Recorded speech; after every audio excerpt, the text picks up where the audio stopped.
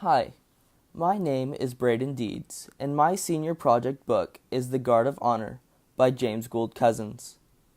The publishers, Harcourt Brace and Company, described this work as rich in character, large in scope, immense in implications. Now, about me. My father was in the Air Force, so I am a military brat. I was born in a small town in Idaho called Mountain Home, where I later moved to Anchorage, Alaska, then to Mengilau, Guam, and now Bossier City, Louisiana. I have attended airline for all 4 years of high school and have been a swimmer and an Air Force Junior ROTC for all 4, where I became Corps Commander. After I graduate, I plan to serve a 2-year mission for the Church of Jesus Christ of Latter-day Saints, proselyting and serving, and after I return home, attend Brigham Young University for a degree in mechanical engineering, and later on commissioning into the United States Air Force to become a fighter pilot. Now, moving on to the book portion of the presentation. James Gould Cousins' first formal education started at the Staten Island Academy, where his first poem, The Andes, was published in The Quill, the school's magazine. After graduating from the academy, he enrolled in an Episcopalian preparatory school called the Kent School. He studied there for the next 6 years, writing and having several of his works published in the Kent Quarterly. When he finished at the Kent School, he started studying again at Harvard University. Here, he started writing longer stories and longer novels, and eventually published his first novel called Confusion in 1924. After being dropped from Harvard for class cuts, he worked at several different jobs, including tutoring children in Cuba and in Europe, as his writing career could not yet support him financially. Later, he and his wife Bernice moved to rural Connecticut, where Bernice could continue her job and Cousins could focus completely on writing. This is when he writes this novel, Guard of Honor.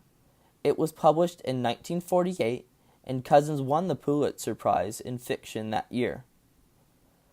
The story takes place in an imaginary Army Air Corps base in Florida called Okanara over a 3-day time period, Thursday, Friday, and Saturday. There are several issues in the novel, and almost every one of them is started or spurred on by race. The Army Air Corps had just started a program that allowed black men to fly, and, in doing so, created a pathway to desegregate the officers. This is one of the first large events fueled by racism that divides the people in the novel. Even with the initiatives and persistence, racial animosity continued to intensify. The Army Air Corps tried many times, but still nothing it had tried succeeded, and black officers were still treated poorly and wrong. The first major problem happens at the end of the first night, when a member of Major General Ira Bus Beale's crew lands, where he strikes and knocks out a black pilot that almost crashed his plane into theirs. This, in turn, starts a whole division between the white officers and the black officers on the base, a division which falls upon Major General Bus Beale to correct. The following day, there are riots among the black officers at the officers' club because the white officers would not allow them in. This also falls on Bus's shoulders. When writing Guard of Honor, Cousins wanted the development of his characters to show immensity and immense complexity. But Bus is the main character of the story, and he is wonderfully developed by Cousins because of the lengthy dialogue and descriptions of him. He is the main character of the story, and because of this, he has more qualities, good and bad, to show about him. When he first arrives at Okanara, he believes he is in over his head, and he thinks he won't be able to command and lead the way he should.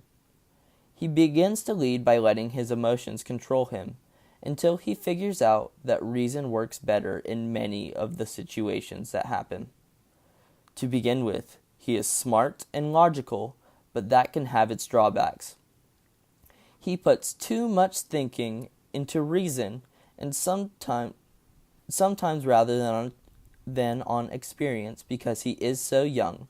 The youngest major general in the Army Air Corps at the time, actually. He is much younger than his peers, and doesn't quite come up to par with them on experience, but luckily he has a mentor that has his back, Colonel Norman Ross, his General Air Inspector. Bus has known Colonel Ross for a while and respects his advice.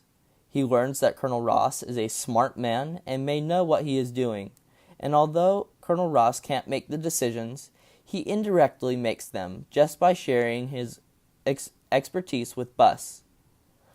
Although Bus outranks him, Colonel Ross is about 20 years older and 20 years more experienced than Bus. Colonel Ross guides Bus. He does not make the decisions for him, which is crucial in being a successful mentor. Whenever a situation comes up in Okanara, Colonel Ross helps Bus through his decision-making by telling him of his experiences and sharing his knowledge.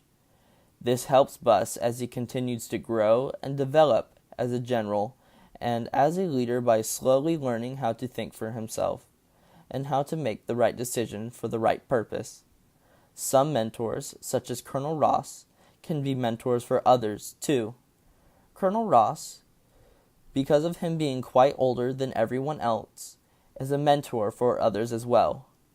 Colonel Mowbray, a smaller and less important character in the novel, deals with situations in his line of duty contrastingly different than how Ross would, and many times not as effectively or efficiently. Ross steps in as a mentor, reasoning with himself that he is doing so because he is 20 years older and 20 years wiser. Although reluctant at first, Mowbray accepts his help, and Colonel Ross becomes another mentor for the less experienced. At first, Colonel Ross decides against helping Colonel Mowbray. He overturns his previous decision and helps him anyway, creating a better and longer relationship and becoming a more effective mentor.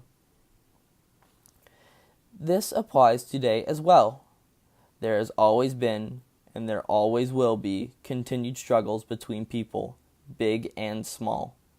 Some of the largest we see today, even, are struggles and conflicts between people of different races.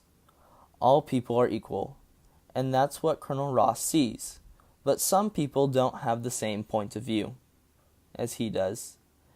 They think that one race is greater than another, just like in the novel, but that isn't so.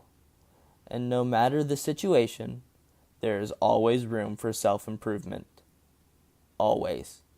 This means that even if you have all the skills required for something, you can refine those skills just as Bus does while he learns how to command at Okanara. There also will always be someone who knows something more than you do. Bus realizes this, and it is why he allows Colonel Ross's experience and expertise to influence his decisions heavily. Colonel Ross also knows this, and this is why he chooses to help and mentor people such as Bus and Colonel Mowbray. Now, my point of view. This is a very lengthy novel. Cousins is very descriptive, and because of this, he has plenty of room to fully develop his characters and give them volume. Along with this, the story only covers about 48 hours, so the story is extremely detailed and it draws everything out well, but I believe it is a little too much. The novel is well over 600 pages, and it doesn't cover a very long time period, and although it is very descriptive, it is too descriptive. It describes unnecessary things, like the inside of a plane or the trucks they drive around.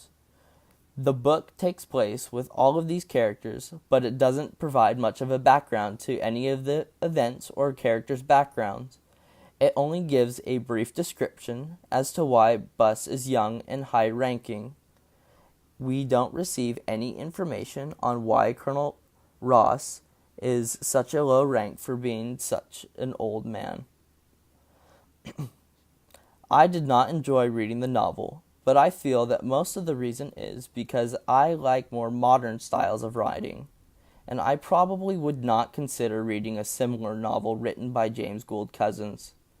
Now, this book was produced more in the 1950s because people did enjoy this style of writing more, but today it has fallen out.